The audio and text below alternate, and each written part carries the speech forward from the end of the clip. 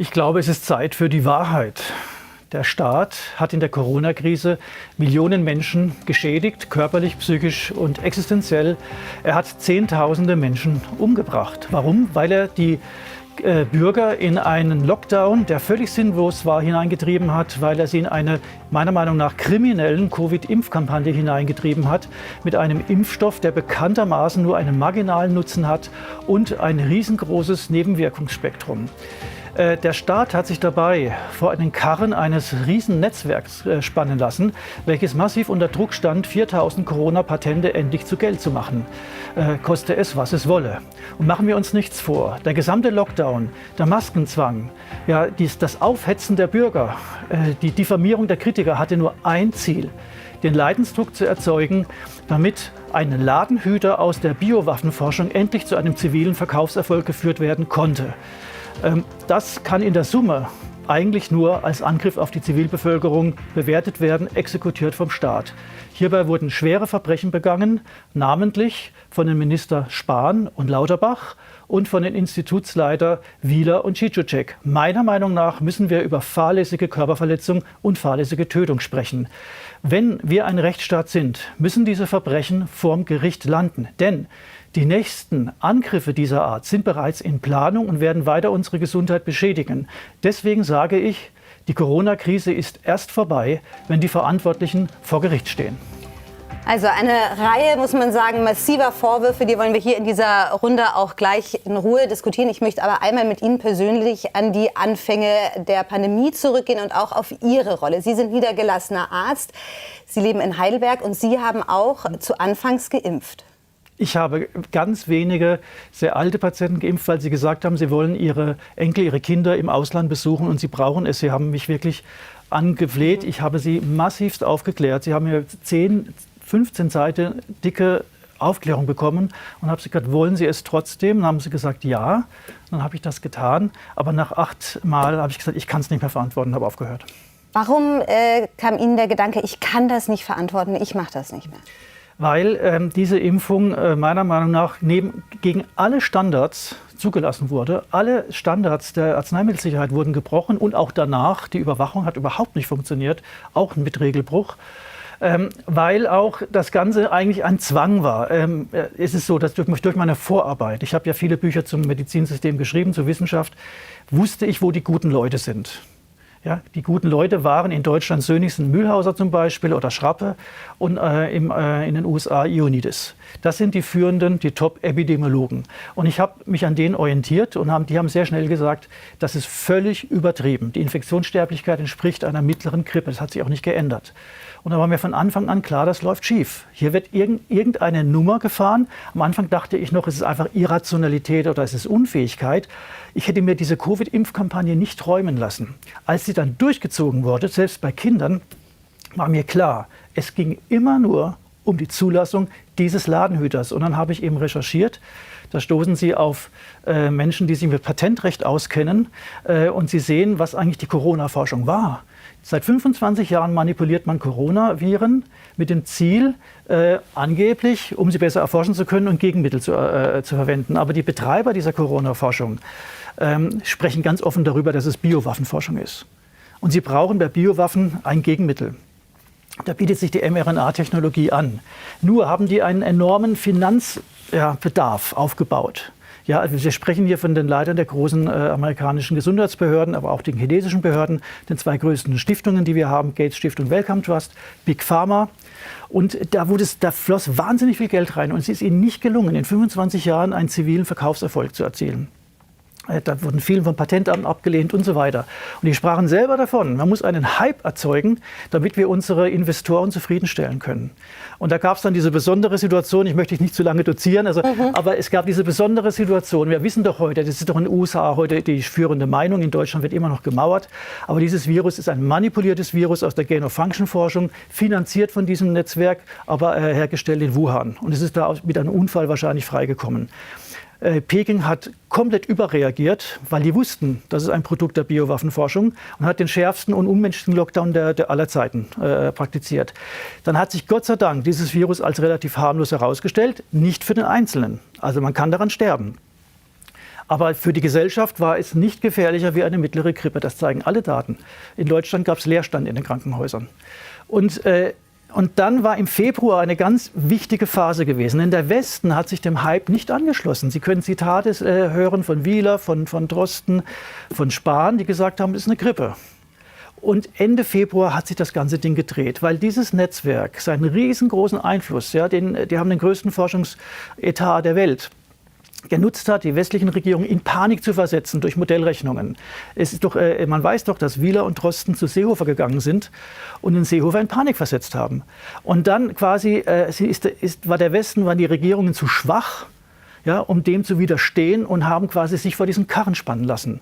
Und dabei sind einfach diese Verbrechen begangen worden und da müssen wir drüber reden. Ich höre auch schon, wie Herr Alt neben mir Luft holt. Ich muss ein bisschen schnaufen. Also, ja. Ich meine, finde ich sehr schön, hört sich alles super, super spannend an. Ich bin zumindest sehr froh, dass Sie sagen, das Virus ist in Wuhan wahrscheinlich durch einen Unfall eben freigesetzt worden.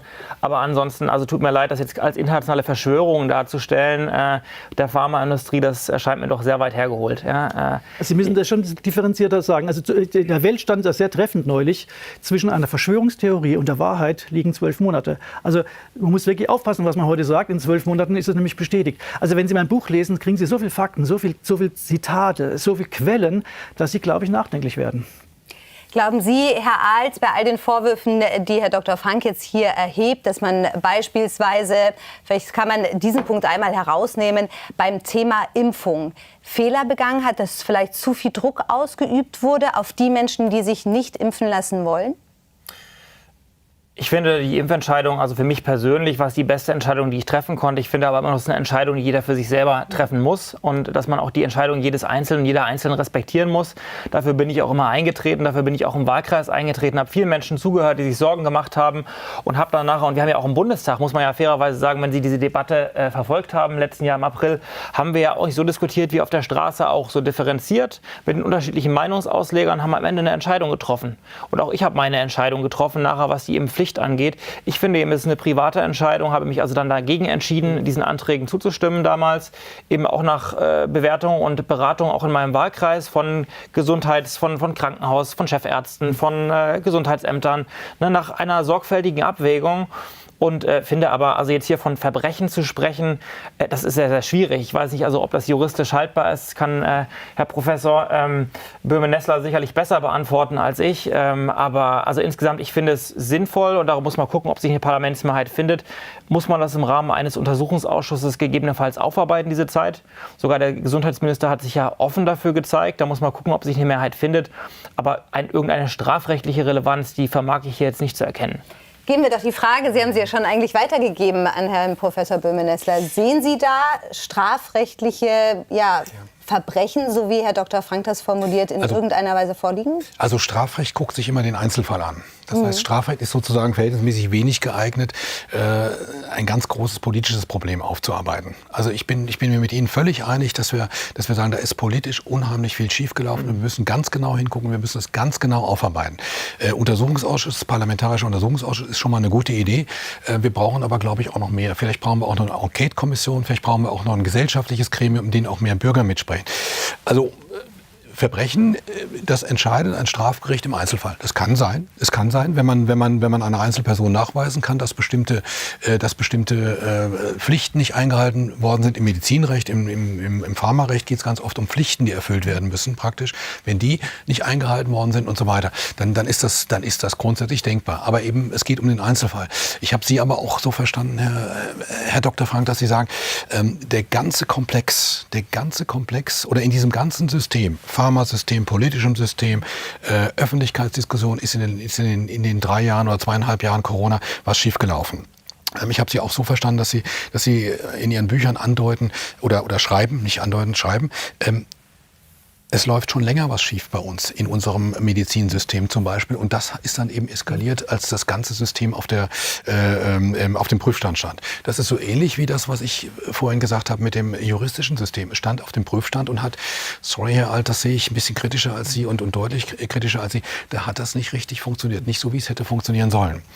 Also insofern, lange Rede, kurzer Sinn. Ja, also das kann man nicht ausschließen. Es kommt im Strafrecht aber auf den Einzelfall, aufs einzelne Gericht an. Und da habe ich die Hoffnung, Hoffnung, noch ein Satz, Ja. dass sich das Rechtssystem erholt von diesem Stillstand und von diesen Problemen in der Corona-Krise. Da habe ich die große Hoffnung, dass sich die Gerichte wieder auf ihre eigentliche Aufgabe besinnen und im Einzelfall nachdenken. Also ich kann Ihnen auch zustimmen, dass Sie sagen, wir dürfen in der nächsten Krise nicht dieselben Fehler zulassen. Also diesen Satz, den kann ich 100%ig unterschreiben. Wir sollten besser vorbereitet sein, um vielleicht auch Überreaktionen zu vermeiden. Aber wie gesagt, das ist also der einzige Satz, wo ich sage, okay, Haken dran, den kann ich auch wirklich unterschreiben in Ihrem Statement. Wissen Sie, es war ein Verbrechen. Und wenn Sie es nicht bestrafen, animieren Sie Nachahmer. Und jetzt hätte ich mal gerne zum Beispiel den Patienten, den ich heute Morgen Blut abgenommen habe, ein Kfz-Meister, selbstständig, seit der Impfung ist sein Leben kaputt. Der war vorher gesund. Und das ist bekannt. Das haben viele Leute, bei denen seit der Corona-Infektion das ihr Leben kaputt ist, die im Bett liegen und nicht aufstehen überhaupt keine können. Vergleichszahlen.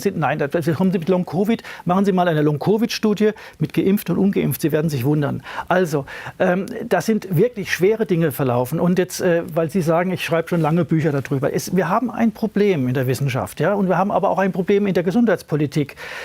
Man gewöhnt sich an den Regelbruch. Man gewöhnt sich daran, bestimmte Sachen nicht zu exekutieren. Herr Spahn hat sich daran gewöhnt, dass er als junger Abgeordneter in Gesundheitsausschüssen sitzt. Gleichzeitig aber hat er verschwiegen, dass er Inhaber einer Pharmalobbyfirma ist. Lauter so Sachen.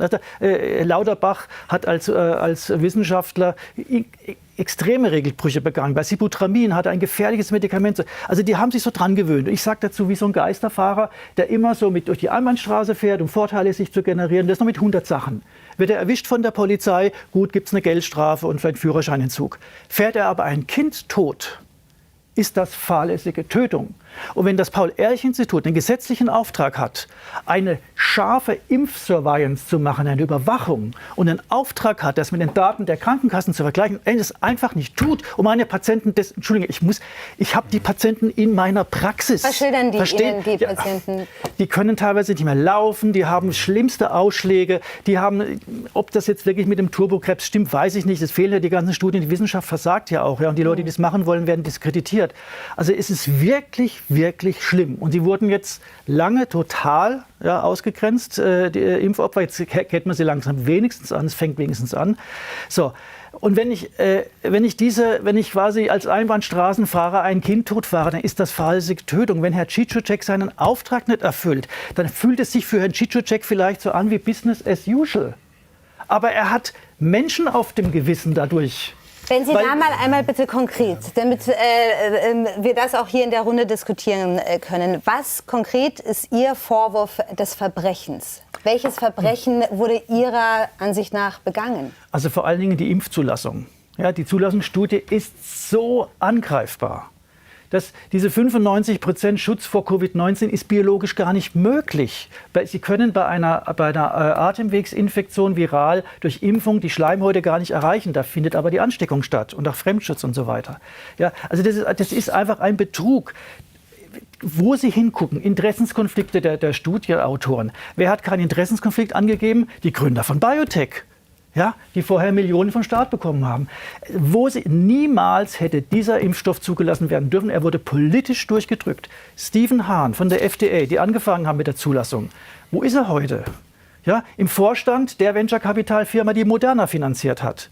Ja, der hat sich halt wahrscheinlich für seine Gesundheit und Karriere entschieden und hat wahrscheinlich gesagt, Sie haben eine Familie, passen Sie mal auf. Es geht, wissen Sie, der Profit war mindestens 200 Milliarden. Was Sie aber völlig vergessen dabei ist, dass wir hier also riesige lange Staus hatten mit Kranken, mit Leichenwagen, die Italien die Leichen rausgefahren haben, dass wir einen riesigen gesellschaftlichen Druck hatten, hier auch was zu tun. Und der auch bestand, erinnern Sie sich noch, die ersten Impfdosen, die nach Weihnachten 2020 ausgegeben wurden. Das ist überhaupt keine Ausrede für schlampiges Arbeiten. Da stimme ich Ihnen. Sie haben völlig recht. Wenn Medizinprodukte zugelassen werden, wenn Arzneimittel zugelassen werden, Impfstoffe zugelassen werden, dann muss das sauber sein. Aber trotzdem, ich möchte noch mal erinnern, Krisensituation, riesiger Druck. Großer Einspruch. Ich meine, meine Frau hat mir gesagt, die Leute, die es mal ausreden lassen. Ich versuche mich daran zu erinnern. Entschuldigen Sie mir, nicht so ins Wort falle. Es stimmt nicht. Wir hatten leerstehende Krankenhäuser. Die Bundesregierung weiß, spätestens seit April 21, es war schon vorher klar, durch eine offizielle Analyse der Leibniz Gesellschaft, dass wir einen historischen Tiefstand hatten der Belegung, 16% weniger Belegung, auch auf Intensiv. Sie sind immer noch in diesem Narrativ, der eine Lüge ist. Warum ist das eine Lüge? Es gibt doch Zahlen dafür für die Belegung der Intensivstationen. Nein, die haben Sie offensichtlich nicht gelesen. Wir hatten Unterbelegung auf Intensiv. Lesen Sie doch von Ihrer eigenen Regierung mal die Analyse. Sie sind immer noch in der Lüge. Es stimmt nicht. Ich bin in keiner Lüge. Ich kenne auch die Zahlen aus meinem Land und wir waren sehr gut belegt. Wir haben sogar noch extra Kliniken eröffnet in Mecklenburg-Vorpommern, um die Corona-Patienten abzuarbeiten. Das ist eine Lüge. Nein, das ist keine Lüge. Es ist eine Lüge, weil die Leibniz-Analyse gezeigt hat, wir hatten eine 16% Unterbelegung der Krankenhäuser während der gesamten Corona-Zeit durchgängig. Und wie viel Prozent davon galten als Covid-Patienten? Wissen Sie es? 2%. Und da können Sie nicht hier sitzen und sagen, in meinem Landkreis war Covid-Patienten, Schlange und Stau. Es ist eine Lüge. Dann müssen Sie nur das Gesundheitsamt nachfragen. Dann können Sie doch feststellen, wie viele Krankenhäuser extra bereitgestellt wurden. Das können Sie mir aus ja, natürlich sind sie bereitgestellt worden. Wissen Sie warum? Weil sie durch den Leerstand kassiert haben. Das ist doch auch ein Verbrechen. Herr Dr. Frank, Sie verrennen sich da in etwas in Nein, eine schöne Märchengeschichte. Dann lesen Sie mein Buch, da steht es klipp und klar drin. Die Krankenhäuser haben da die Zahlen falsch gemeldet, um an leeren Betten zu verdienen. Ich finde, das ist ziemlich sarkastisch von Ihnen für die Pflegerinnen und Pfleger, für die Ärztinnen und Ärzte, die da 2 Jahre an der Front waren und da gekämpft haben gegen Covid, in Nachtschichten jetzt und kommen mit Sie immer mit einer dünner Tour. werdenden Personal. Nein, ich komme mit der Tour, weil es ziemlich zynisch ist, was Sie jetzt hier machen. Zu behaupten, es hätte 2 Jahre lang leere Krankenhäuser gegeben, in denen keiner lag. Es ist aber Fakt. Und wenn Sie hier mit den Pflegern kommen, ja, auf deren Rücken wird das gemacht. Ja, Sie haben mit der Politik, nicht Sie persönlich, aber Ihre Partei zum Beispiel, Ulla Schmidt, Karl Lauterbach, aber auch die CDU, was ist denn im Pflegenotstand passiert? Und dann haben Sie gesunde Pfleger quasi in Quarantäne getestet. Völlig Irrsinn. Also die Belastung der Pflegekräfte ist ein ganz anderes Thema. Aber dass wir von Covid-Patienten geflutet worden war, ist eine glatte Lüge. Können Sie nachprüfen.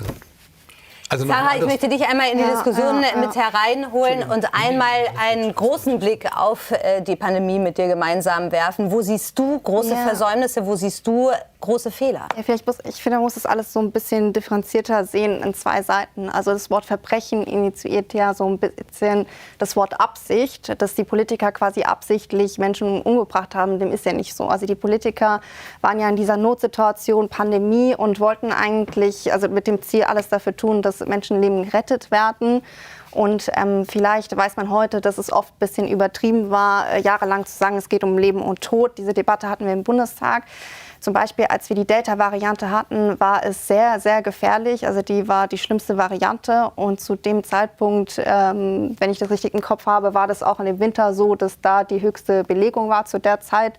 Und da sozusagen wir noch nie so eine hohe Belegung hatten wie in diesem Winter. Nee, war nicht so ganz. Nein, aber in irgendeinem überhaupt Winter. nicht. Und sonst in der Regel war es jetzt nicht so, dass die Kliniken, also wie er gesagt hat, so überfüllt sind. Das hatten wir jetzt auch nicht so, dass die ständig am Limit waren. Das war jetzt tatsächlich nicht so. Aber natürlich war das Land im Ausnahmezustand. Und das Wort Verbrechen ist schon ziemlich hart. Und was natürlich Fakt ist, dass extrem viele Fehler begangen wurden. Also stellt sich die Frage, waren diese ganzen Lockdowns, die wir hatten, überhaupt verhältnismäßig? Wir hatten Ausgangssperren, war das verhältnismäßig? Dass Kinder Masken tragen mussten, Schulen, war das verhältnismäßig? Dass Krankenhäusern gesagt wurde, die Kriegspatienten müssen aufgeschoben, war das verhältnismäßig zu dem, was Sie gerade gesagt hatten, dass wir tatsächlich nicht die ganze Zeit am Limit waren. Ja? Also, und auch verhältnismäßig war nicht, dass halt dass Politiker gesagt haben, es wäre nebenwirkungsfrei der Impfstoff. Also es sind so viele Sachen, die tatsächlich nicht verhältnismäßig waren. Inwiefern man natürlich absichtlich ein Verbrechen machen will, indem man Menschen schaden will, ist natürlich eine ganz andere Frage. Und ich glaube ehrlich gesagt nicht, ja, dass das dem so war. Und diese 2 Seiten muss man schon betrachten. Es ist gar keine Frage, dass große Fehler begangen wurden. Herr Seehofer hat seinen Beamten, der seine Pflicht getan hat, der das tut, was man verhältnismäßig nennt, ja, nämlich eine Risikoanalyse zu machen des Lockdowns, die Schäden des Lockdowns. Der hat diese Analyse gemacht, Stefan Kohn. Ja, diese Analyse trifft heute exakt zu. Er hat genau das vorausgesagt, was passiert ist. Er hat versucht, Herr Seehofer diese Analyse zu zeigen. Herr Seehofer hat abgeblockt. Dann hat der Beamte auf eigene Faust das in die Krisenstäbe der Länder eingespeist. Jeder konnte sie lesen. Was hat Seehofer gemacht? Er ging zu Maischberger, hat ihn psychiatrisiert und aus dem Staatsdienst entfernt. Das ist Vorsatz. Wenn ich etwas nicht wissen will, ist das Vorsatz. Und niemand wollte wissen, die Zahlen für die tatsächlichen Corona-Zahlen, niemand wollte die Belegungszahlen der Krankenhäuser wissen, niemand wollte die Nebenwirkungen der Impfung wissen. Und das ist für mich als Laie Vorsatz. Also ganz kurz, die Belegung der Krankenhäuser, das war ja so ein wöchentlicher Bericht vom AKI. Also das hatten wir ja eigentlich dauerhaft, konnte man das ja beobachten. Also es war ja nicht irgendwie sowas, was man nicht sehen wollte. Auch für die Bundesländer und für die Landkreise sehr detailliert aufgeschlüsselt. Ja. Ne? Ja, wir hatten keine vernünftige, sachliche Diskussion die ganze Zeit. Das mag sein. Das ist tatsächlich so. Es wurde ein herrschendes Narrativ sozusagen rausgegeben. Das heißt, das hieß, es ist ganz schlimm alles, wir müssen immer alles tun, es kommt nur darauf an, dass wir jetzt überleben. Das war sozusagen das Narrativ. Und der Ton ist gesetzt worden mit diesen Bildern von Bergamo. Wir können uns an die Bilder erinnern. Das ist die Macht der Bilder, die wir da gesehen haben. Wir haben dann so gesehen, in Dunkelheit Militärfahrzeuge. Und der Ton dazu war, es sind so viele Tote. Es gab so viele Tote in Bergamo, dass man die nicht mehr normal abtransportieren, dass das Militär kommen muss und die Toten in Särgen abtransportieren muss. Was man heute weiß, dass es erstens nicht viele Lastwagen waren und zweitens die Lastwagen gar nicht voll waren. Also diese Erzählung hat nicht ganz gestimmt. Aber das war ganz am Anfang und hat uns geprägt. Also ich glaube, das sind Dinge, die wir ganz stark aufarbeiten müssen. Ich bin mir auch nicht ganz sicher, ob man müsste juristisch im Einzelfall über die Frage Vorsatz oder Fahrlässigkeit und so weiter diskutieren. Das muss alles aufgearbeitet werden. Was man aber auf jeden Fall weiß, ist, dass die Politik, oder was aus meiner Ansicht auf jeden Fall stimmt, ist, dass die Politik sich hat in Panik versetzen lassen und am Ende irrational und hysterisch reagiert hat. Das war ein Problem. Ja. Auch das erklärt auch mit die Vehemenz, Herr Alt, ich glaube Ihnen. Ich war damals noch gar nicht in der Politik, ne? Also ich war. Aber würden Sie denn dazu zustimmen, dass die Politik? Aber eine Zustimmung oder Ablehnung würde ich mir gerne mal abholen. Würden Sie zustimmen, dass die Politik sich hat in Panik versetzen lassen? Ich bin in jedem Fall der Meinung, dass nach der ersten Phase immer noch teilweise recht undifferenziert diskutiert wurde. Und diese differenzierte Diskussion hat gefehlt. Wir haben ja in der Merkel-Regierung, also in einer großen Koalition, wurden alle Änderungen am Infektionsschutzgesetz, die Verordnungen wurden ja eben alle in der Regierung gemacht, ohne Parlamentsbeteiligung lange Zeit. Und das ist ein Demokratiedefizit. Das haben wir aber auch nach der Bundestagswahl behoben. Und wenn Sie sich ändern, haben wir dann alle Änderungen am Infektionsschutzgesetz auch im Plenum diskutiert, die sehr, sehr kurz befristet und teilweise auch Maßnahmen aufgehoben. Und das war schon eine erhebliche Verbesserung auch der Legitimation des Ganzen. Und da stimme ich Ihnen zu. Legitimation muss für solche großen Grundrechtseingriffe einfach auch gewährleistet sein. Genau. Und die muss vom Parlament kommen in der Demokratie. Und das Bundesverfassungsgericht, ich verstehe ja, wenn Sie sagen, okay, es ist eine unübersichtliche Situation, wir legitimieren jetzt mal die Regierung, dass sie jetzt mal Maßnahmen ergreift. Aber es gibt einen Verhältnismäßigkeitsgrundsatz. Ja, genau. Und da muss das Verfassungsgericht der Regierung eine Frist setzen, wo die Regierung beweisen muss, dass überhaupt eine außergewöhnliche medizinische Notlage vorliegt. Die lag nämlich nicht vor. Wenn Sie sich noch an die ganzen Todeszahlen am Anfang, ich rede jetzt Frühjahr 2020, ja, so viel Tote. Nirgends stand, dass das die ganz normale Todeszahl war, die jeden Tag in Deutschland auftritt, 2700 im Schnitt.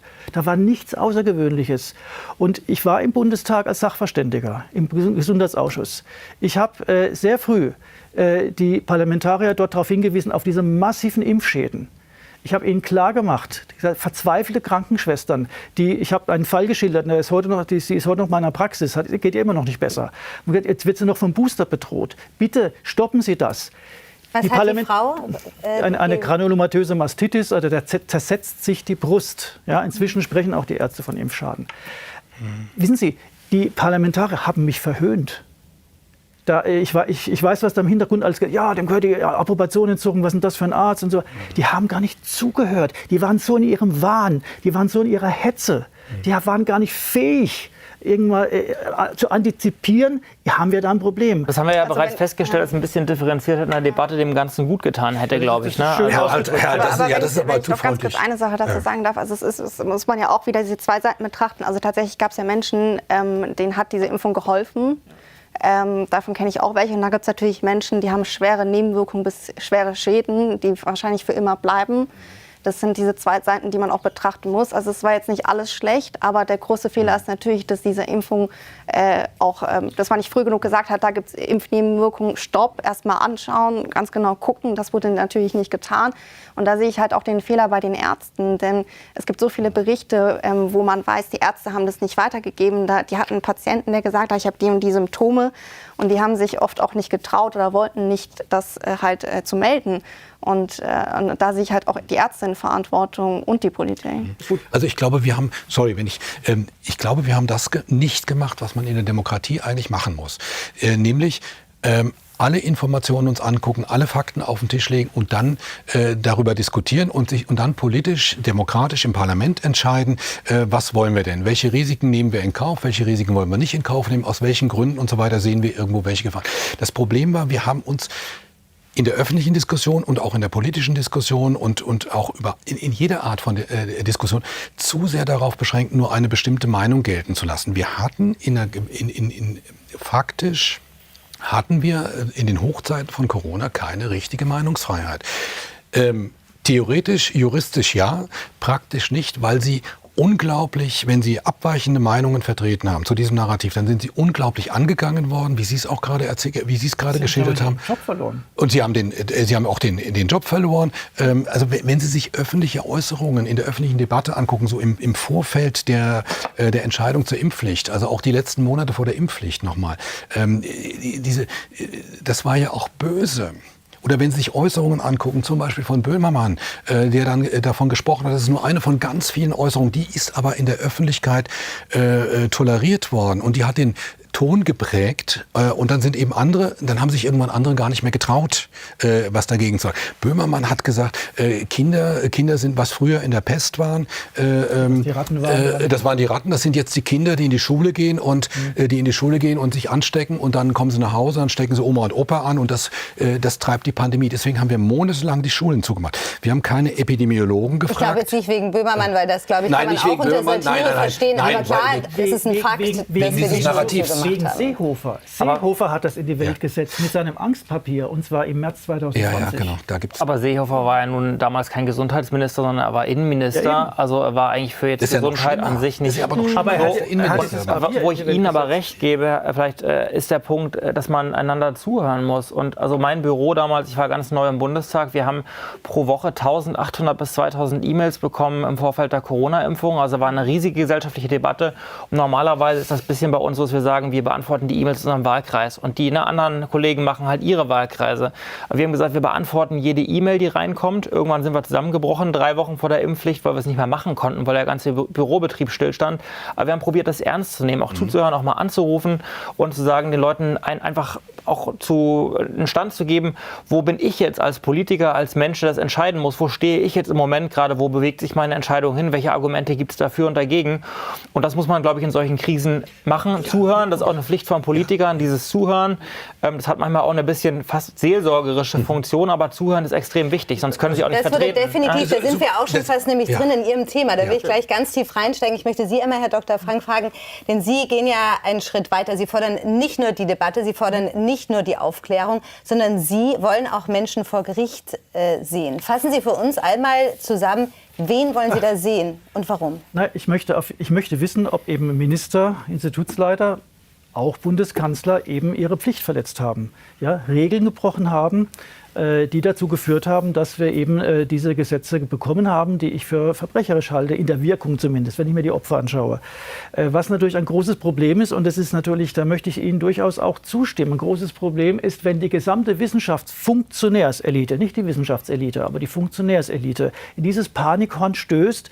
Und dann möchte ich wissen, die Leopoldina-Chefs, STIKO-Leute, die Charité, die eine ganz unrühmliche Rolle gespielt hat, welche Verflechtungen haben die zu diesem Netzwerk, die diese Virologen, also die diese Corona-Forschung betrieben hat? Ja, also wir reden hier um Summen von Geld. Ich habe im Buch auch da, wo die überall auch drin sitzen. Einer davon, der Jeremy Farrar, war einer der 4 Pandemieberater von Angela Merkel gewesen. Ich möchte wissen, was ist da gelaufen? Gibt es da Vorteilsnahmen? Weil die Wissenschaft hat komplett versagt. Sie hat die Leute, die fähigsten, wir haben in Deutschland so fähige Leute. Ja, die hätten uns spielend durch diese Pandemie hindurchgeführt, die hätten diejenigen, die krank waren, sinnvolle Therapien zugeführt, die hätten vor allem die strategische Frühbeatmung verhindert, die übrigens noch ein ganz eigenes Thema ist, auch Bergamo, aber das lassen wir jetzt mal außen vor. Ja, und die hätten auch vernünftige Zahlen genannt, die hätten wunderbar, ich darf nennen Matthias Schrappe, ich darf nennen Andreas Sönnigsen, Ingrid Mühlhauser, wir haben so tolle Leute. Wir haben ein Institut in Deutschland, ein offizielles Institut, das IQWIC in Köln. No, bitte, hören Sie bitte zu, da ist der Professor Windeler. Sie referieren jetzt Ihr ganzes Doch, Buch. Also, hören Sie, Sie lernen, sehr gerne dazu. Zum aber Beispiel der Jürgen Windeler, das ist sehr der einig, dass es Mathematiker für Aufklärung bedarf. Epidemiologie, staatliches Institut. Ja, der ist dafür da, der hat Ressourcen, der hat Leute, der ist dafür da, gute Studienanalysen zu machen. Der hat keinen einzigen Anruf bekommen. Und da ist ein Riesenversagen. Da müssen das aufarbeiten. Aber eins ist wichtig, zum Schlusssatz, was ich sagen möchte. Wenn wir das aufarbeiten, dann bitte nicht von den Tätern, sondern von denen, die ausgegrenzt wurden. Ich möchte Herrn Schrappe in dieser Kommission sehen, ich möchte Herrn Sönnigsen in dieser Kommission sehen. Sonst ist sie nichts wert, sonst ist sie einfach nur ein Schlag ins Gesicht der Opfer. Um es mal ganz klar zu sagen. Wurden sie abgezockt oder reingelegt? Das ist also eine Verzehnfachung. Das kann nicht wahr sein. Jetzt melden. Unsere Reporter kümmern sich um ihren Fall.